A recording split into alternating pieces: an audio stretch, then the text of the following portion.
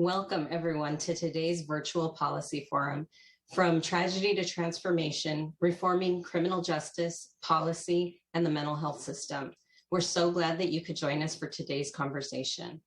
We're going to start with a poll, so please take a moment to pull out your phones and participate in the opening question. So to start, please register by texting Health Policy 261 to 22333, or by visiting pollev.com/health policy 261. Our question today gives us a sense of who's joining us. What role or roles do you play in supporting mental health? For example, are you a policymaker, an advocate, researcher? Are you with the criminal justice system, behavioral health system? And this could be in a professional or a personal capacity. So we'll take a minute to see those results. Okay, well, I'd like to thank you for participating. It looks like we have quite a range of folks joining us today. So thank you for that information. So I am Cecilia Oregon. I'm the Executive Director of Kaiser Permanente's Institute for Health Policy. At the Institute, we host events and publish information to shape policy and practice on important health topics. We convene experts to share knowledge, spark discourse, advance collective thinking, and explore opportunities to cultivate healthy communities and promote more accessible, high-quality care. I'm very interested in today's conversation, and in particular, how it impacts low-income communities and communities of color. And I'm pleased to kick off today's conversation with leaders who are working to shape a future that creates more equitable pathways for those with mental health conditions. First, a little bit of housekeeping. After some introductory remarks from our moderator and speakers, we'll take questions from the audience. You can submit a question through the Ask a Question box on your screen or at any point during the forum. If you're on a large screen, the box will be to the right, and if you're on a smaller screen, it will be below. And we'll also be pulling questions from the registration. We will try to get to as many questions as possible. If at any point you've experienced technical difficulties, also please go to the Ask a Question box and let us know. There are folks monitoring that box. This event is being recorded, and the video will be made available on the Institute for Health Policy's website in the next couple of weeks. So on to today's content. In this conversation, we'll be discussing an alternative way to support those with mental health conditions, namely implementation of programs that create partnerships between mental health, social services, and the criminal justice system. I hope you were able to watch the documentary that inspired today's conversation, The Definition of Insanity. This documentary explores a new model in Miami-Dade County for addressing the mental health crisis in the criminal justice system. And our speakers today have played pivotal roles in the ongoing success of this program. So now we'll take a few minutes to watch the trailer together. 11 years ago, I was in jail on the 9th floor in the Dade County Jail. I'm laying in a pile of feces, vomit, and urine. I'm sick, I'm hearing voices, I'm seeing things, and they're like, oh, we'll put you on the psych floor. Thank goodness. Some people that understand me. If I get up there, it's way worse, man. Last year, about 1.5 million people with serious mental illnesses were arrested. Our jails have become the largest public psychiatric institutions in the country. We were spending $80 million a year to warehouse people in conditions that you wouldn't let your dog stay in. Water's not working. He's drinking sewer water. He's drinking toilet water out of the toilet. We know how to fix it. It's a question of political will and leadership. It's foolhardy what we do now, and it's cruel because we're not affording people the opportunity for recovery. We have this amazing program with amazing people that could help keep you out of here. And I'd like to do that. I always had a normal life. After I had this whole schizophrenia thing, I didn't know what was going on. It was real psychological warfare. He was looking at 5 years minimum. They just needed to diagnose him. And this kid has a total different life. Oh, man, my ankle feels a little lighter. I'm in recovery. Drugs, alcohol, mental health. You know, I've said stuff to people, and they'll go before the judge. Man, this boy crazier than me. Why am I listening to him? Let me see the medication. No, I don't want to go. We're here to help you out. What's he facing? I have approximately 45 years state prison. See how you look picture perfect, and then all of a sudden within a minute, everything had just collapsed. Ooh, give him a seat. Give him a seat. I have mental illness that's going on within me, so I try my best every day. That's all I can do. We're increasing the quality of life for our community and for our clients. There's no doubt. You proud of yourself? We're proud of you. They're just people, and they want to do everything that everybody else wants to do. They want to be happy, they want to have dreams. So now we have a totally different system.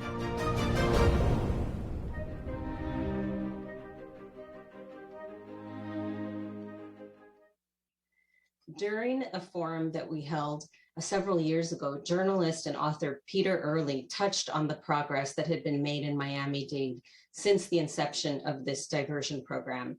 He also talked about the importance of prevention and early intervention before people get to a crisis point.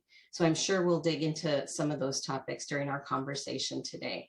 So with that, let me introduce our moderator, Tony Beretta, Senior Vice President of Government Relations for Kaiser Foundation Health Plan and Hospitals. In this role, Tony oversees Kaiser Permanente's legislative and regulatory policy efforts, leading a team of legislative advocates and policy professionals across the organization. He directs development of our policy positions in collaboration with senior leadership throughout the organization to ensure Kaiser Permanente maintains a common voice in support of the organization, its members, and the communities we serve. He is the immediate past board chair for the Public Health Institute. He is a member of the boards of directors for the Alliance for Community Health Plans and the California Latino Economic Institute, and serves on the statewide leadership council for the Public Policy Institute of California. I know these issues are important to Tony, and with that, I'll pass it to Tony. Ceci, thank you so much for that introduction. And I want to thank you as well for leading much of the work within Kaiser Permanente to help us focus more on mental health policy.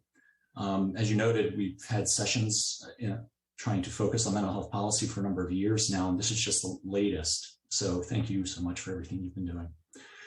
I'm really interested in learning about promising innovations and policies that support mental health care, and I'm really pleased to facilitate today's discussion. We have leaders today who are working to reshape our criminal justice systems to better meet the needs of people who suffer from mental health conditions.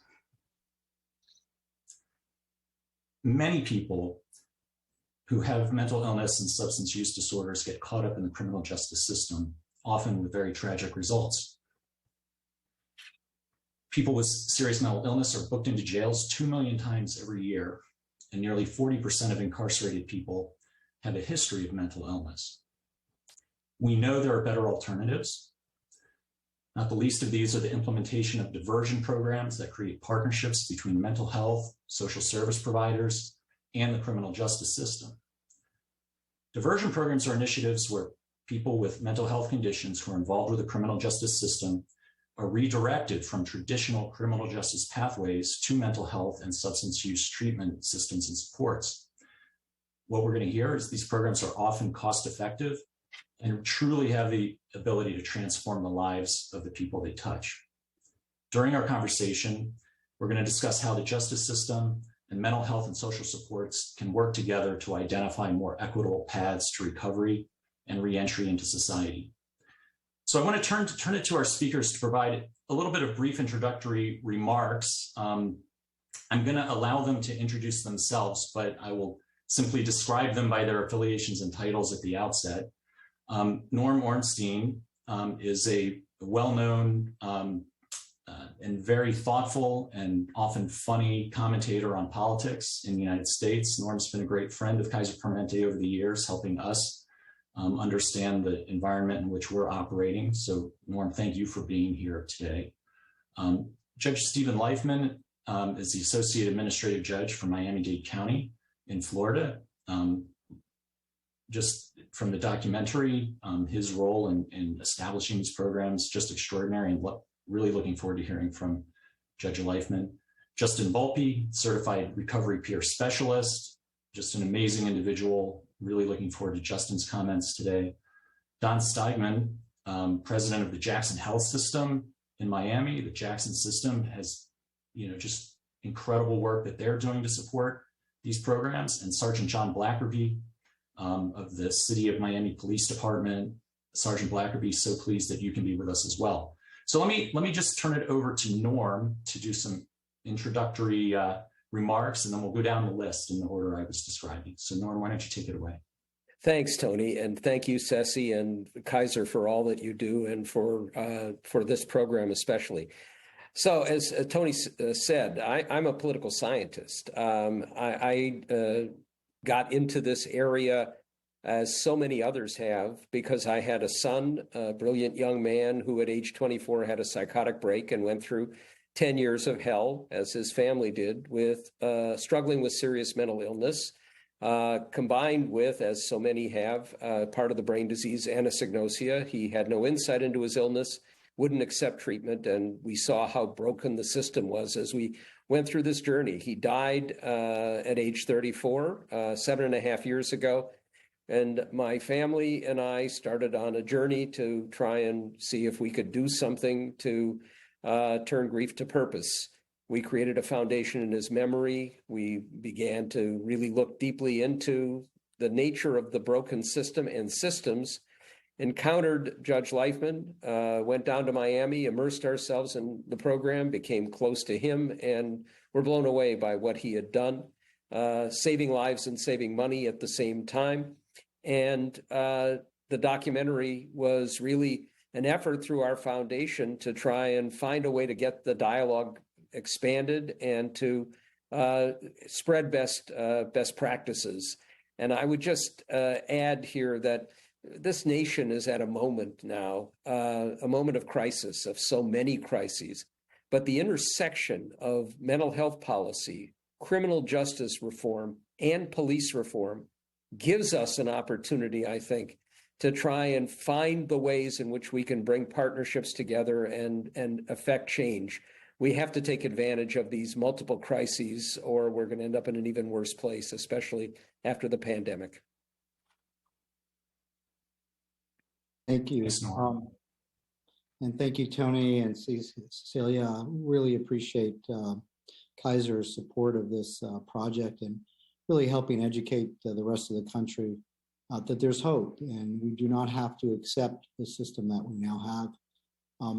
I've been on the bench for 25 years, and 22 years ago, as I was getting ready to go on the bench, I was approached by the assistant public defender and the assistant state attorney, and they asked me if I would speak to a couple whose son was in jail on a case I was about to hear, which was a low-level misdemeanor charge.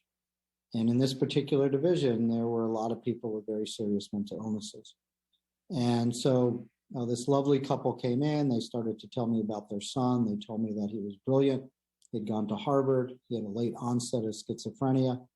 And he was homeless and cycling through the system, and they just didn't know what to do. And I think when you're a new judge, you think you have a lot more power and a lot more wisdom than you really do. And we had zero education back then as judges on how to identify people with these illnesses, what to do about these cases. And there was just this assumption that there was a system in place. If you got arrested and had a heart attack, there was a health system in place and we would get you care. No such system existed, although we believed that there probably was.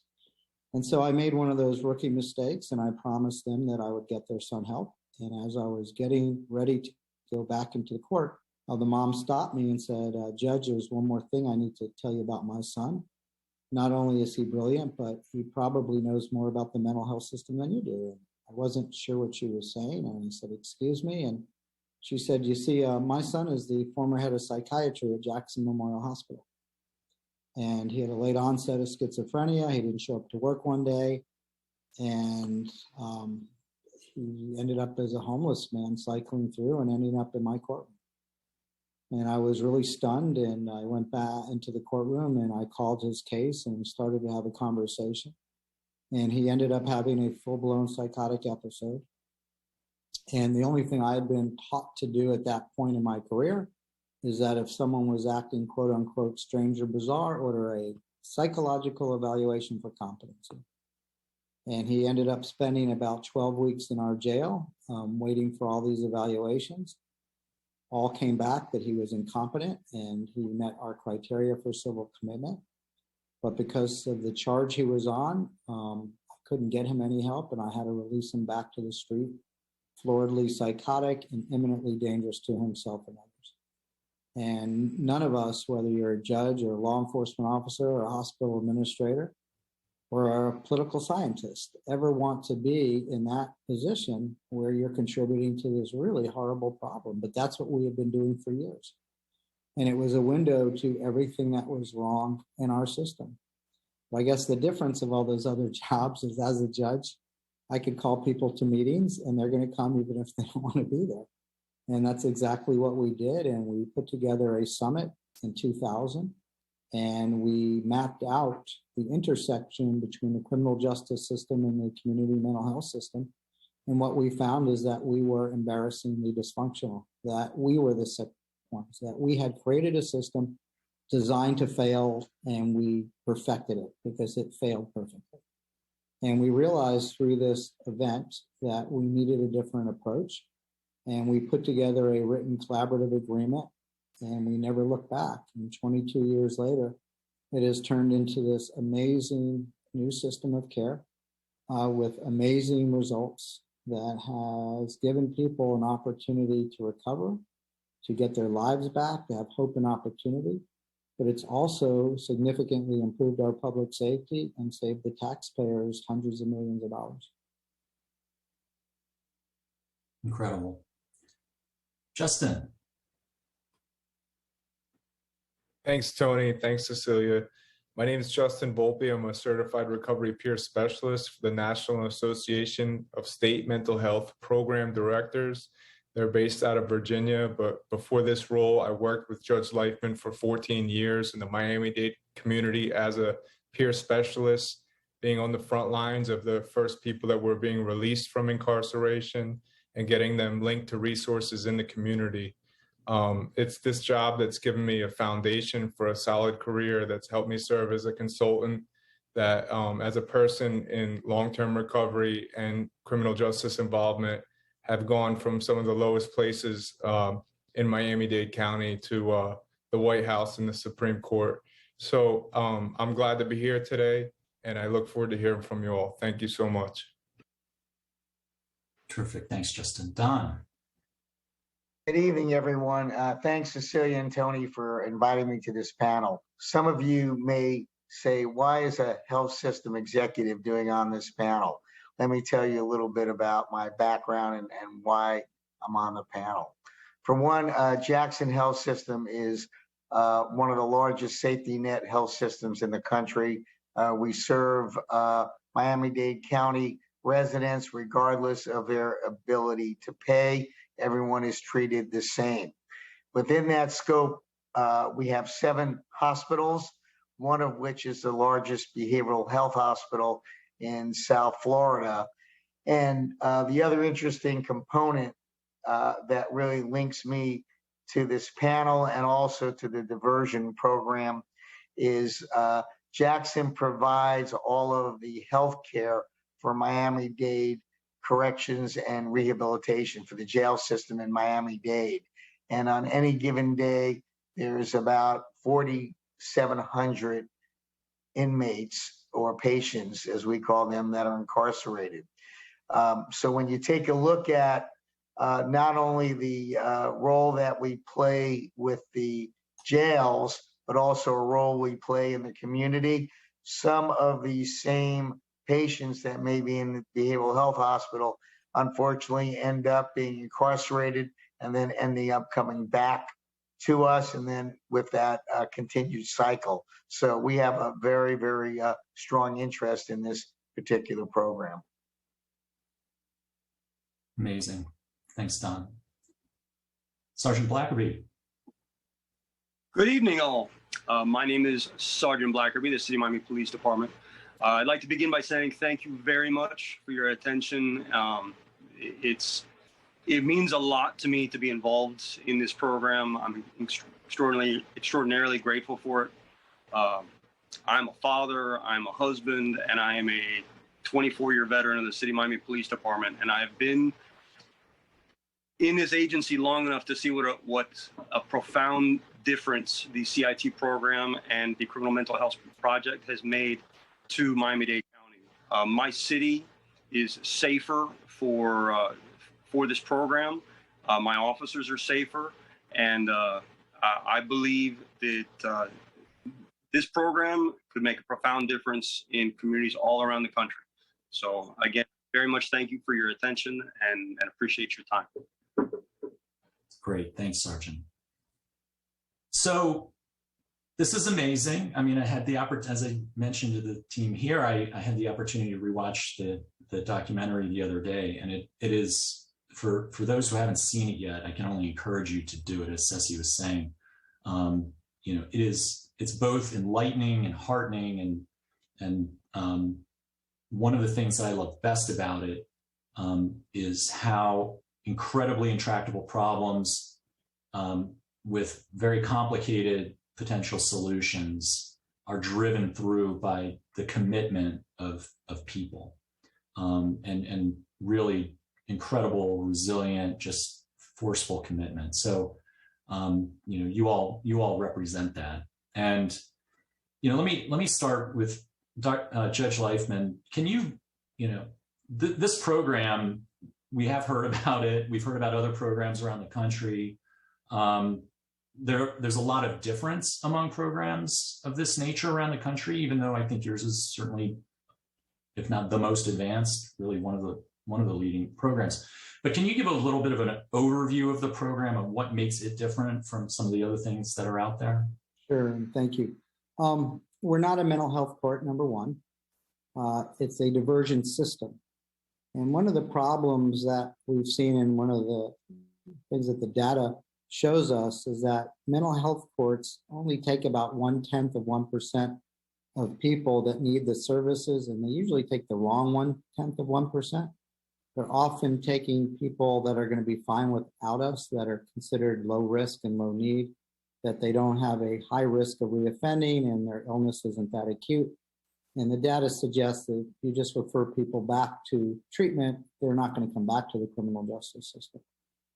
We didn't want to do that. What we wanted to do was help everybody that needed the services.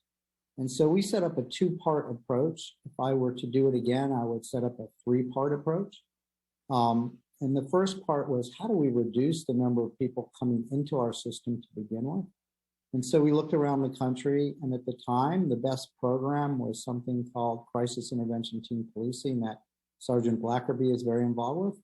And it is a 40-hour training program for law enforcement. It started in Memphis, Tennessee. And it teaches law enforcement how to identify someone in crisis, how to de-escalate a situation, and where to take them, as opposed to arresting them. But we expanded it. So we also have a 16-hour 911 call taker program so that the 911 call takers can get the right information and get the right officer there. And we set up a 4-hour, 5-hour executive training program where we train all the police chiefs and their majors at all of our municipalities. So we now have the largest trained squad in the country.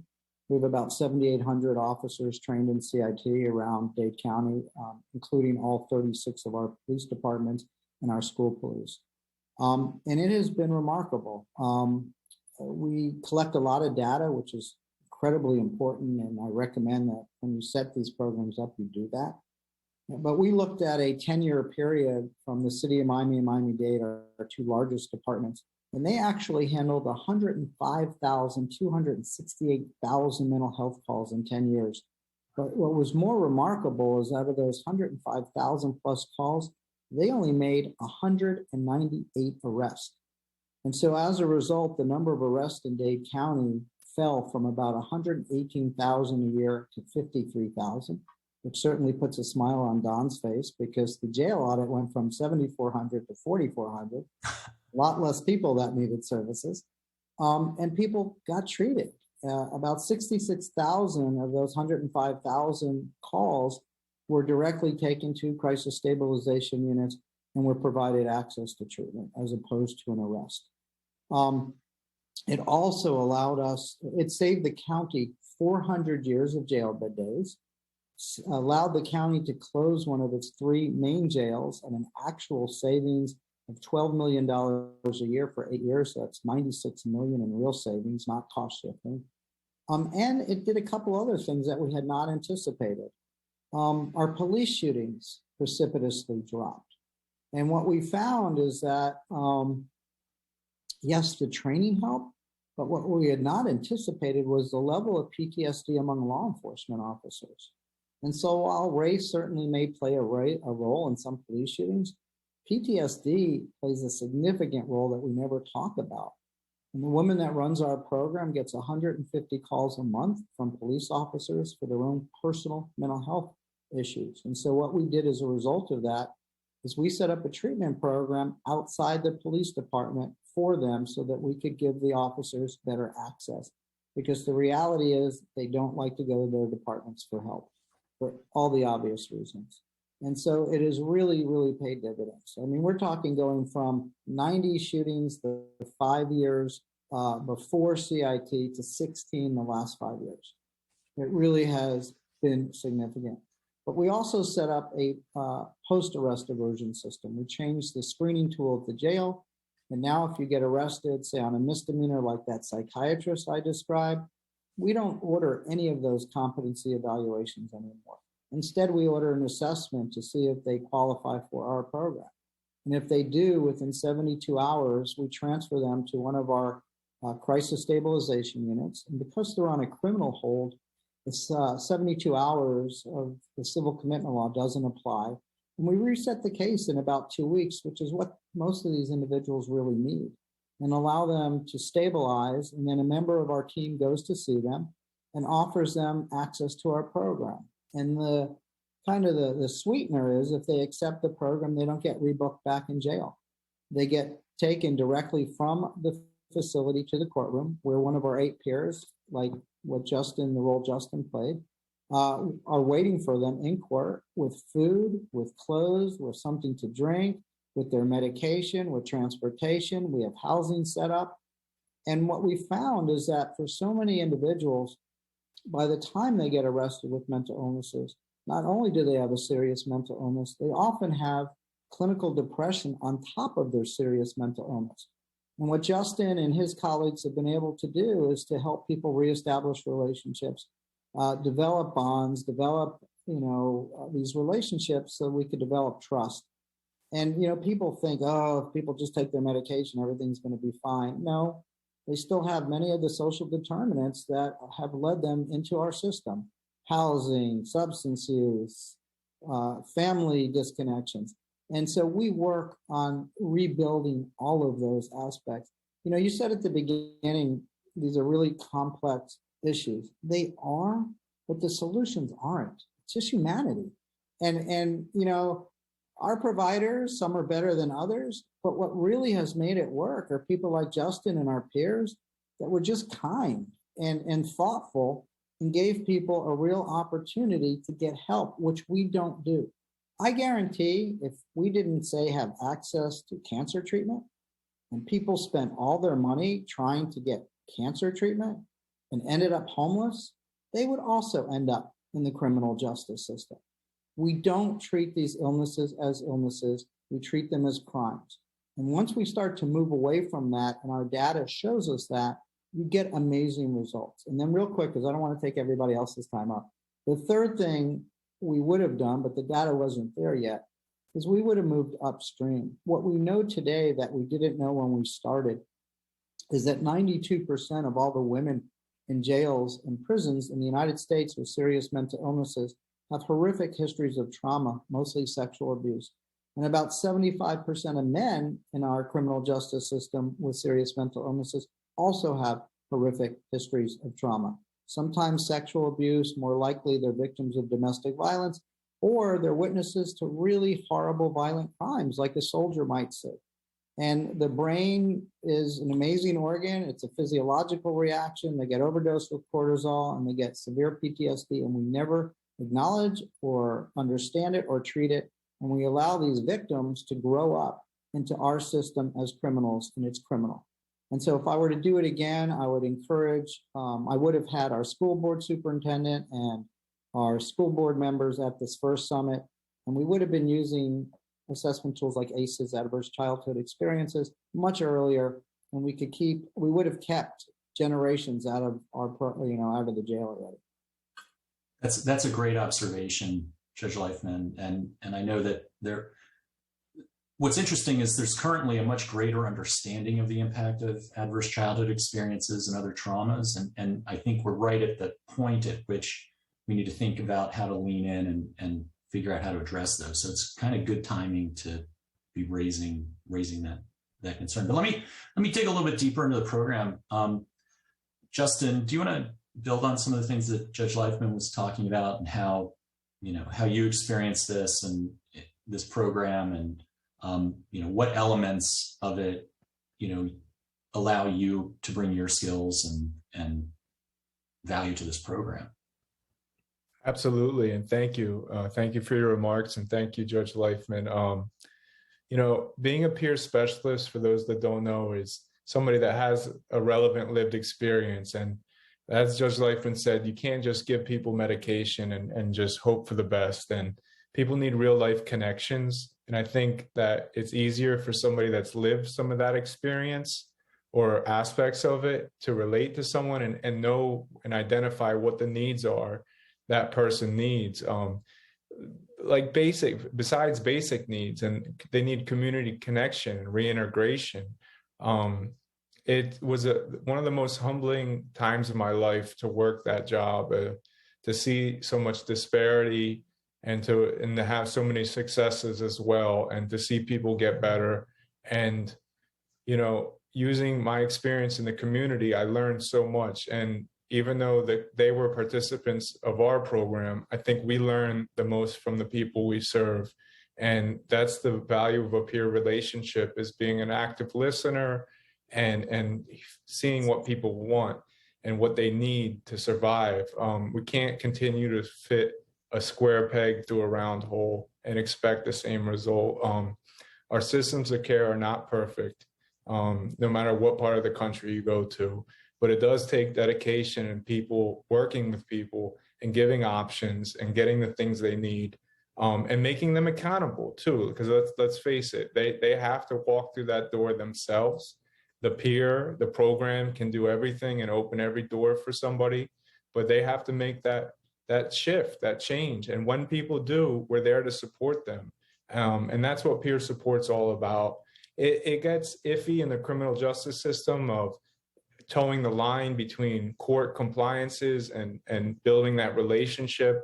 And when it comes down to some things like medication compliance and other things, but I'm not going to get into, but it's about the long-term goal. And, there was somebody in particularly that was one of the 97 people that cycled through the system the most in Miami-Dade County. And they did a report some time ago and found that 97 people out of all the arrests spent the most time incarcerated and in the hospital in our county. And they spent, I believe it was around $13 million, and they got nothing in return.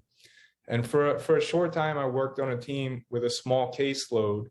And so when you have smaller caseloads, you get to work more intensely with people. And we went there every day to make sure the nurse was giving him medication. We made sure he had food and clothes.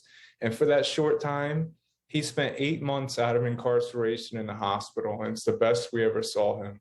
And that was a victory. That was a victory. And compared to other stories, we've seen people go on back to law school and make more money than Judge Leifman. So, I mean, it's true. I told a guy one time, why are you in this program? Why am I helping you? Mental illness comes across all forms and all fashions and all walks of life. So don't stigmatize. We're all there, and we're all go through things in life. And that's why this is great safety net. What I would like to see, and I won't carry on too long, is more preventative measures nationally to stop people from falling in this criminal justice system in the first place. So thank you. No, thanks, Justin. I do think we've got lots of opportunities to scale out in different directions with the types of skills that you're bringing. And we'll talk a little bit more about the role of peer counseling in general, even outside of this system. Sergeant Blackerby, I wanted to turn to you in the role of the law enforcement officers and others in the justice system who are just bringing incredible effort and thoughtfulness to this. And it'd be great to hear a little bit about your experience on that element of it. And particularly in a time that's been fraught and difficult for law enforcement officers, this seems like exactly the type of program all of us are hoping to see more of, to the capacity to de-escalate and really solve problems in the way that we would all like to see them. But any observations that you have following on Judge Leifman's comments? Certainly. One of the things that makes my tenure unique, there's a lot of law enforcement agencies around the country that are struggling with retention. A lot of law enforcement agencies are very young. I was blessed with 24 years of service. I've had the opportunity to see the culture of my agency, both before and after the introduction of crisis intervention team training. And what I saw was a culture 20 plus years ago is very, very profoundly different than it is today.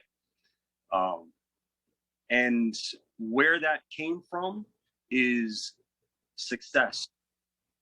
And there was a time when the law enforcement officers would brag about getting into a fight. And today you brag about not getting in a fight, in being able to talk someone into the back of a police car. I saw that change over the course of my career. And what winds up happening as a result of, let's say, my being crisis intervention team trained, is that other officers who may not have had the training, but they see my successes, they see my wins, they see and hear the things that I say, the actions that I take, and they emulate them in calls that may not necessarily have anything to do with someone who is in crisis. So when they're dealing with someone who's simply having an emotional outburst, they're a victim of a crime or the perpetrator of a crime, they're better cops. They're better able to listen and see what's happening and respond to it in a way that's nonviolent. And I've had the opportunity to see that, which I believe makes me a better advocate for crisis intervention team training. And I'm so happy that I get an opportunity to be here. My own lived experience with members of my family that have struggled with mental health has made this incredibly important to me. Thank you. No, thank you for really bringing a personal sense to this, and plenty to follow up on that as well. Don, as healthcare executives, we spend a lot of time worrying about lots of different things, and somehow you're contributing remarkably in this space. Can you talk a little bit about how the Jackson system is able to support this, and what this implies for the rest of the healthcare system, and how we ought to be looking at these problems? Sure, Tony. So for one, this whole program and why we're very excited about this is getting people back into society. When you go through the routine, and I've had the opportunity, as I mentioned earlier, one of the divisions we have at Jackson is corrections health. We have 400 professionals, from nurses, doctors, MDs, meaning internists, psychiatrists, psychologists, social workers, working every single day in the jail.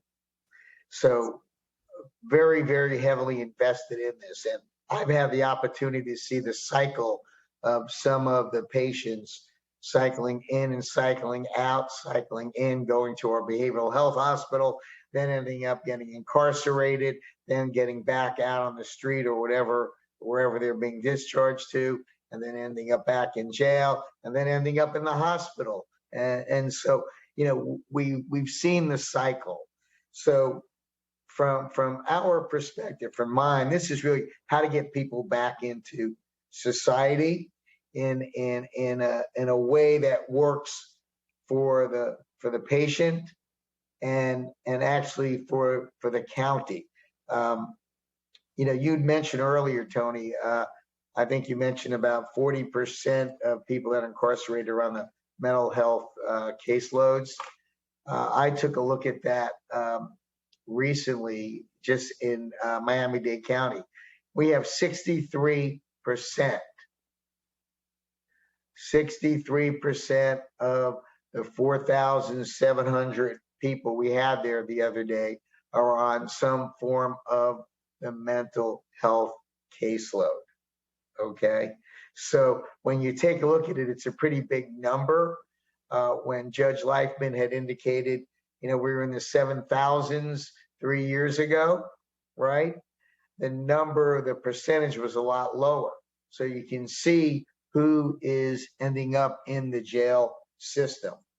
The other component on this, on why we think this program is important and unique, is if we can get people out of the jails, yes, there's economics that go for the corrections folks as well as us, but the bigger thing is getting them back into society, going through a diversion program like this. They then can be eligible for Medicaid or some other form of insurance. As you know, once you're incarcerated, you no longer have any health benefits, and you become the responsibility of the county or the state or the feds. So that's a big motivator to get a program going, and we feel the program will make a huge impact on our community. That we invested $8 million out of our capital budget to help Judge Lifeman with his program to get it up and running. And that's how much we believe this program will be successful. It's a remarkable commitment. And we'll definitely get to spend a little bit of time here talking about some of the cross-economic issues that I know are always so critical. So Norm, listening to the conversation here and the description of the program, you've spent a lot of time looking at these programs across the country. What do you think we should take away from the work that's been going on here? How does it compare to other programs around the country, and where do you think the opportunities for focus are?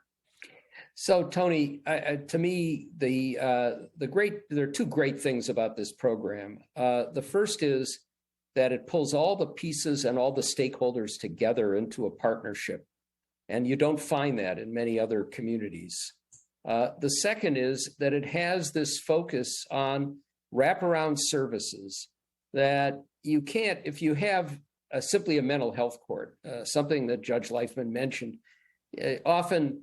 First of all, you have, in many cases, judges who are not trained well in understanding the nature of mental illness. I've heard story after story of somebody who is floridly psychotic but presents well in the courtroom, and the judge doesn't understand that that doesn't reflect the nature of the illness. But also, if you get any kind of resolution, it's often out into a system where the resources are not there. You don't have the peer counselors like Justin. You don't have the housing. You don't have the medical help. And we're going to have a big crisis on that front down the road as we're seeing this crisis in medical personnel. You don't have the partnerships, the police working together with the judges, the prosecutors, the defense attorneys, the people running the jails. And there are places that have parts of this, but if they're not integrated together, they're not necessarily going to work very well. When I see Sergeant Blackerby, and we've done several of these programs, almost every time before we do a program, I hear about or see or am told about another tragic incident. We just had one the other day in Fairfax County, Virginia. A young man with a serious mental illness. First, a group of people, including a mental health specialist, come with the police to his house. They leave. It got worse. Police came back, went into the house, shot and killed him. If you don't have police who are trained in crisis intervention, it's not going to work. But in my home city of Minneapolis, where you have plenty of people who've taken the CIT training, if you don't have that broader change in the culture of the department, you're not necessarily, among other things, going to get the right officers going to the right place. And you have to have more than just that 40 hours of training, which is a critical component of it. But you want to be sure that it's incorporated and that you can deal with, as Judge Leifman said, and as Sergeant Blackerby have said, the trauma that police officers themselves have. So where I see places where they're really starting to move in the right direction, there aren't very many that have pulled all of these parts together. And let me also give a shout out to the program, the next step for Judge Leifman and for Miami-Dade County, which is this facility that he's putting up. You see it at the tail end of the definition of insanity. It's moved much further along, where you're going to be able to have a one-stop shop, treating people with serious illness, those involved in the criminal justice system, others who might not necessarily have that same kind of problem, but giving them the resources that they need to get their lives back together instead of going through this terrible cycle. So there are places that are moving in the right direction, but we need a whole lot more, and that's our goal. Thanks, Norm. You know, before we move into some of the more policy types of questions that we might have around this, I just wanted to ask the speakers here who are involved in the program in Miami if you know, there's a particular point in time or moment in time that best reflects, you know, your experience of how well this program has worked. I don't know, Judge Leifman, if you want to start. Sure. That's a great question. Right before COVID, I was on the bench. I was covering our mental health docket. And we had a young woman who was very reticent about taking treatment. She was in on a low-level offense, and so they were offering her, they being the state, some kind of plea with credit time served, which would have allowed her to leave that day. But she had very serious mental health issues, and she didn't want treatment, and she wanted to go home. She had a couple kids, and the last thing she wanted to do was to go into a residential treatment program. And so one of the things that we have been taught to do and that we do is that, you know, you just don't have an open conversation in an open court without asking someone if they mind talking about these issues.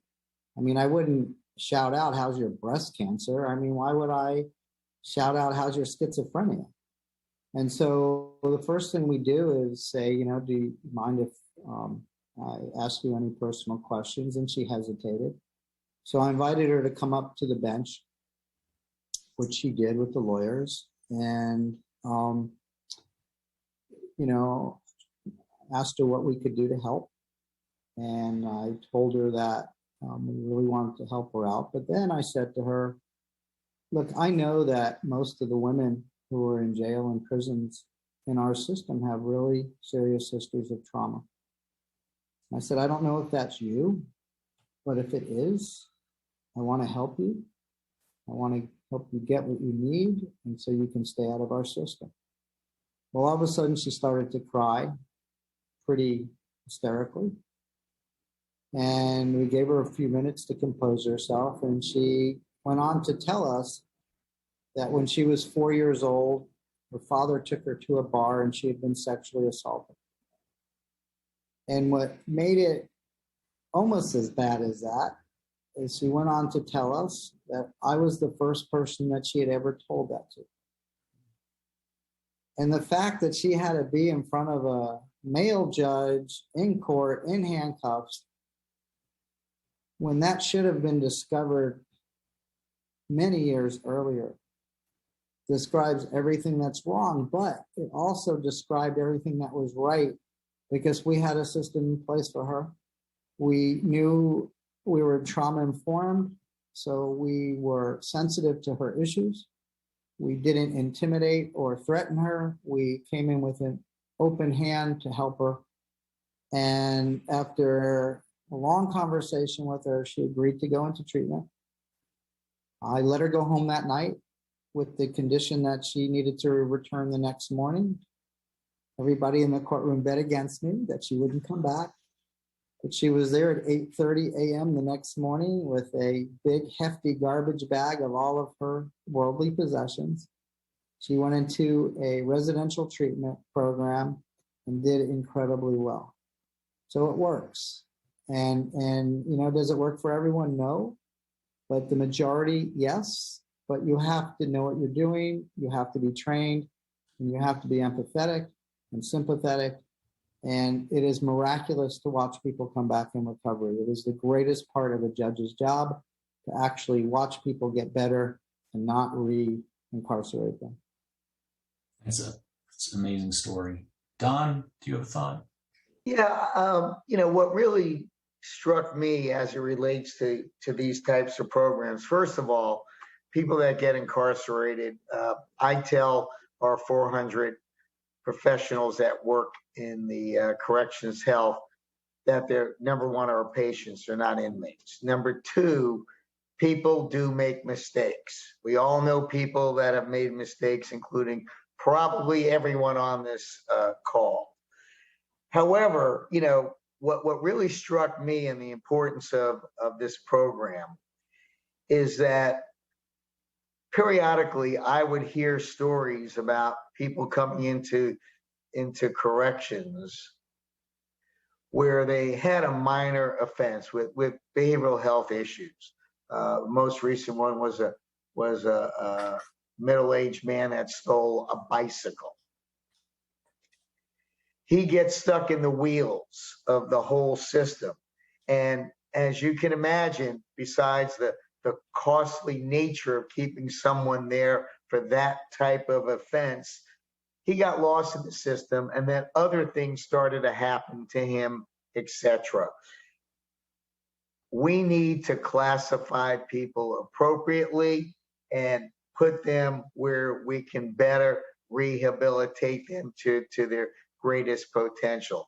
And, you know, that's why I continue to be a big advocate of this, because if we don't speak up for these people, including the advocates that are on this Zoom, and obviously Judge Lifeman, no one else will.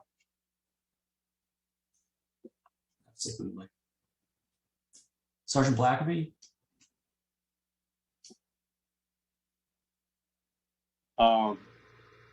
One of the benefits of being a patrol supervisor is that I get to see the little wins that occur every single day. I see officers utilizing the training and utilizing it well, and they manage to get violent individuals, people who are experiencing serious psychosis, into custody, into the back of a car, suddenly friendly and just happy to be on a path to health. See that every day. There have been a lot of profound moments. It's difficult to pin down just one, but just today, 3 hours ago, I left a scene where we had an individual who was to enough, dealt with these family many times regarding a son's mental health. We had to chase him down on several occasions, trying to get him into custody. Mom was at her wit's end, and now he's better. He's seeking help. He's got the medications that he needs. He's following through with the program. Mom is happy. She's happy to see us.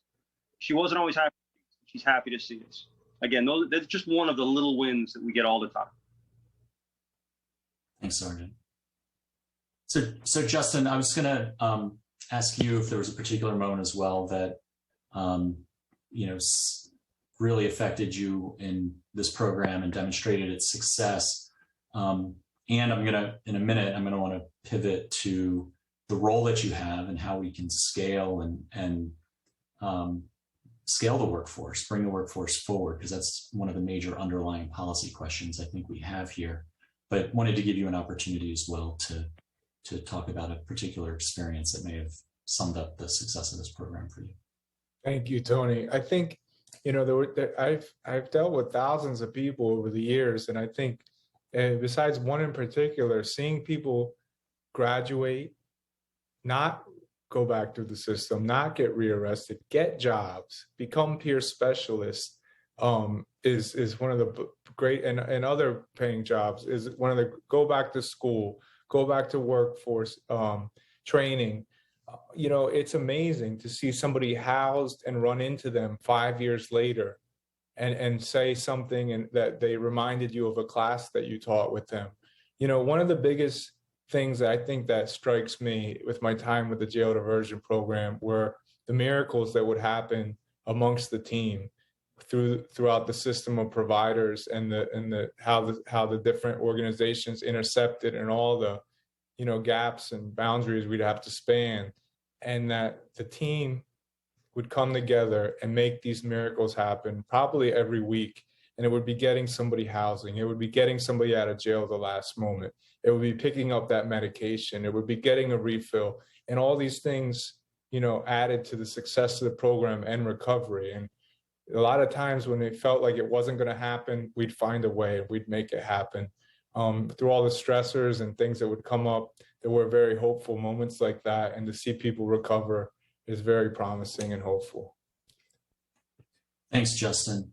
I was struck in watching the movie and our conversation today is just how crucial and how much incredible value the role of the peer counseling,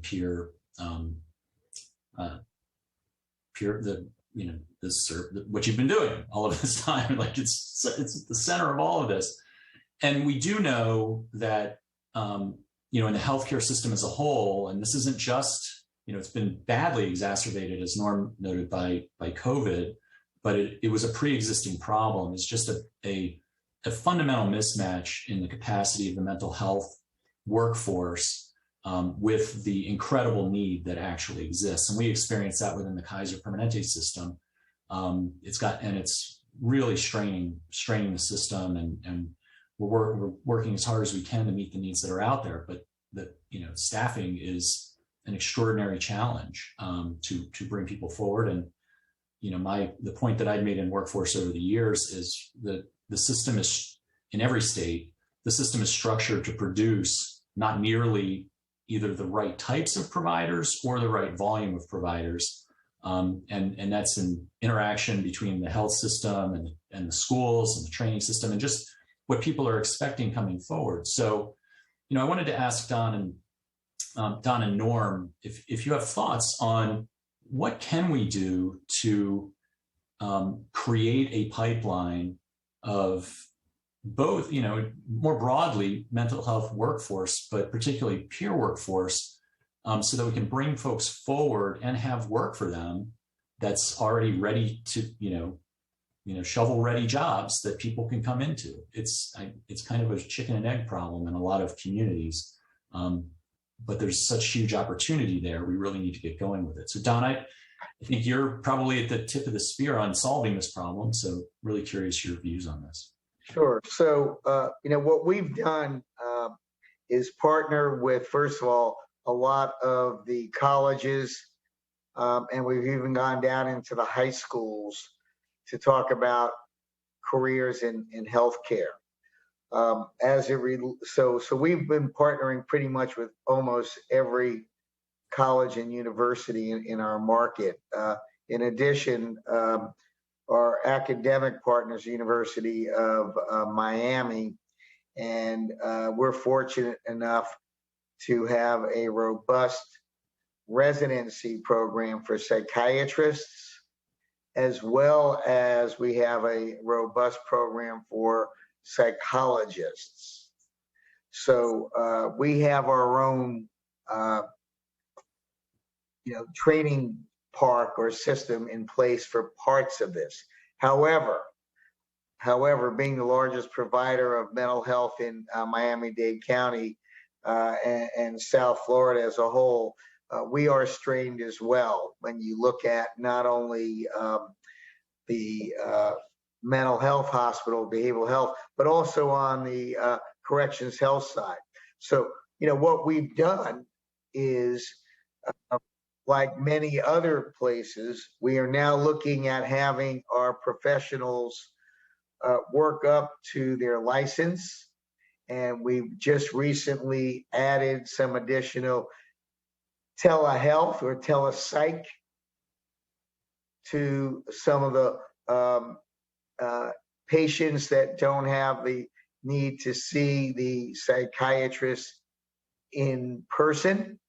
And we've also added some additional APRNs as well, so that we can get all of these patients being seen. But it is an ongoing issue each and every day. And that's how we are going to try to solve the problem. And the telepsych has worked wonders for us to get to see all these patients, because, our concern is to make sure everyone that needs to be seen is seen, especially in a corrections facility, because that is our responsibility. Thanks, Don. Norm, any observations? And then I know we're running short on time, as we always do in these sessions, and I want to get into a little bit of the financing briefly. But Norm, some observations on the workforce side. Well, first, Tony, we're going to have a bigger crisis, as you know, as we're having all across the country in the aftermath of COVID. But for a long time, we've had a crisis in terms of psychiatrists who are trained in and willing to deal with these issues and people with a serious mental illness. We encountered that with our son. Just to give you one small story, since we've become quite public about our own family situation, we get approached all the time by people who have their own family crises. We had somebody contacted my wife just a couple of weeks ago saying, can you recommend a psychiatrist in the Washington, D.C. metropolitan area to deal with somebody with schizophrenia? And we asked everybody we know. Nobody could give us a name of somebody who could do it and had availability to do it. So one of the things that my wife, Judy Harris, has been pushing for some time is to try and get medical schools to create a subspecialty in serious mental illness. People need to know the law involved here as well. And we have to provide those financial incentives. We also need to train more broadly, not just people who are mental health professionals, but people in schools and elsewhere to recognize when somebody's having a mental health crisis. If you have a kid who's acting out in a school, and what happens is one of the officers comes in and throws the kid against the wall, that's not going to help. In fact, you're probably creating an incident and trauma that's going to backfire way down the road. So one of the things that we've been doing is training people through a technique that a wonderful psychologist named Javier Amador has developed for communicating with those who don't have insight into their own illnesses. And we want to train people to train others, including those in schools. We need to train as well religious leaders. Our son had a religious ideation that happens so often with those with serious mental illness. Often the first place they go is to their religious leader, the priest, the rabbi, the minister. They don't know how to deal with it either. So we have to look at this at many different levels, but obviously we're going to have to come up with financial incentives and other structures. And certainly, as Don said, one way we can help in rural areas where we have these terrible problems is through telemedicine. Yeah. But we need the people who are willing to get on the telemedical calls as well. Absolutely. Well, there's tons more to say in this space, and we'll definitely be hoping to find ways to follow up for further, action, as well as just dialogue on that side. Before I turn it back over to Ceci, I wanted to, one of the things that I know comes up in the film, and Judge Leifman, you've talked about this, is these programs do provide obvious value. The question in any kind of government-funded system is, how do you harvest value in one sphere and apply it to another sphere that is where you can drive that return on investment? And I know that's what hangs up many localities and many states from being able to start at the beginning. Is there any lesson that you can offer to other communities trying to do this, where we can solve that problem? You know, when we started, we had no money and no resources. And when we had our summit in 2000, it turned out that there were some resources in the community available that A, we did not know existed, and B, we didn't know that we had access to them if we only reached out to them. And so part of our cooperative agreement was to access existing services and not to start to build a new program. And I was embarrassed to even ask for money the first 2 years because there were systems of care we just had to figure out how to access. So our Department of Corrections became our Department of Transportation. We put all these things together. We figured out what everyone's interest was, and we worked off of that. We then started to apply for federal grants, and the county said, look, if you can show that there will be economic benefit for us, if you do this, we will sustain the grant.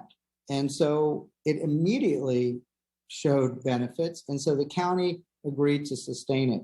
And then over time, because of all the training of law enforcement and the post-arrest program, as I mentioned, we closed one of our jails, and that was a real savings. And to my county's credit, and most don't do this, they have reinvested a lot of that money back into our program. Don and Norm touched upon it, but we're just about finished building or renovating the first of its kind mental health diversion facility.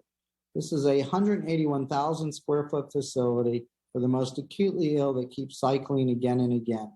And what you will find is even after you do all this great work that we've done, there's still going to be about 20 to 30% of the population that is too sick to access what's existing in the community.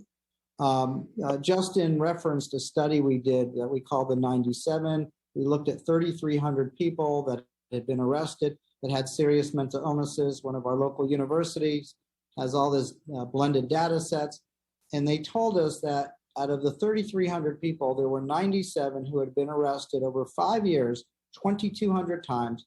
They spent 27,000 days in the Dade County Jail, 13,000 days at one of Don's facilities, and cost taxpayers in today's dollars, Justin was right, but it was a little older. It's actually 17 million today. And we got absolutely nothing for it. And so the county, after they closed the jail and they got all this money back, gave us $43 million in bond issues, and Jackson gave us an additional $8 million.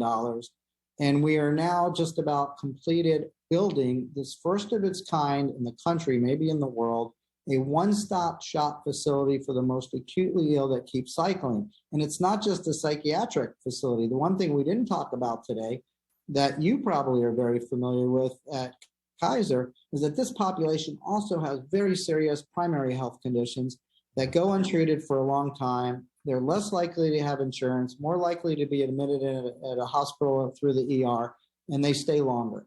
And so their cost is almost prohibitive at this point, and they don't get what they need. And so this building will be a medical home.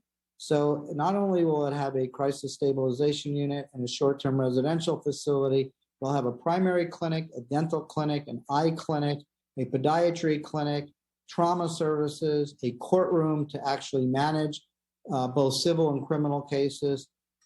It'll have a day activity program to teach people self-sufficiency, a culinary supportive employment program to teach people job opportunities so when they leave us, they can be employed. And it has 200 beds of housing. And it's focused again on this 97 type that are mostly dealing with schizophrenia or schizoaffective disorder, primarily homeless, primarily co-occurring. And at the very beginning, you talked about disparity. Not only is there an overrepresentation of people of color in the criminal system, there is even a larger overrepresentation of people of color with mental illnesses in the criminal justice system. And so we will be able to address all of those issues through this facility by getting this very ill, acute population the best services anywhere in the country in one location. So they don't have to look all over town for services. And what makes Don very happy is once we get them out of the jail, they will qualify for Medicaid in our building. And it's going to significantly reduce the cost to the community and get much better results. So we know how to fix it. COVID gives us the opportunity because we have fewer people in our system than we've ever had before. Now we need the political will. And I'm very encouraged. There's an association of all the chief justices that have created a task force from all the state Supreme Courts. They have adopted this model. They've been working hard for 3 years to get this in every courtroom in the United States. And I'm very optimistic that we're going to look back in 10 years and see a very different system today, then than we have today. Thanks, Judge Leifman. Well, it's my failure as a moderator to have about 14 additional questions that I want to go into with all of you. But this has been a remarkably enlightening conversation.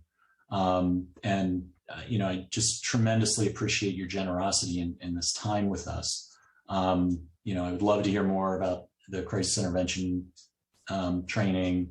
I can't wait to learn more about peer counseling. And I'm excited that you guys have provided a tremendous example of what's possible for us and others to share in other communities to continue to build that excitement. So I just can't thank you enough for being here with us. And with that, I'm going to turn it back over to Ceci, who's going to close us out. Thank you, Tony. And thank you to all of our esteemed panelists. This was such an important conversation to have. And I think there's so many nuggets to take away from this. I also want to thank the Institute for Health Policy staff, Renee Gross, Samantha DuPont, Nicole Perlman, Benjamin Thrutchley, for all their support on putting this event together. We'll be sharing the recording of the event on our website in the coming weeks. And we also will be sending a survey following the meeting for your feedback. Please do provide feedback. We love listening to it and try to improve our programs as we move forward. So thank you for joining today and have a good weekend.